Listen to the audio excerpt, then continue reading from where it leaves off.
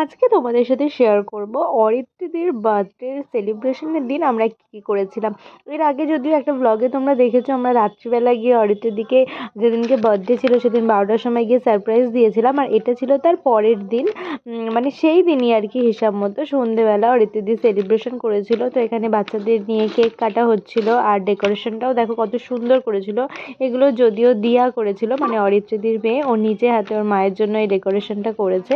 আমরাও একটা কেক নিয়ে গেছিলাম, ওই কেকটাও কাটা হয়েছিল, তার সাথে আমাদের বাড়ি থেকেও একটা কেক ছিল, সেটাও কেটেছিল। তারপর আমাদের ওমেন্স গ্রুপের সবাই এখানে ছিল, আর এই গিফটটা অরিত্রের দিকে দেওয়া হচ্ছিল, কেউ ভেবো না যে আমাকে দেওয়া হচ্ছে।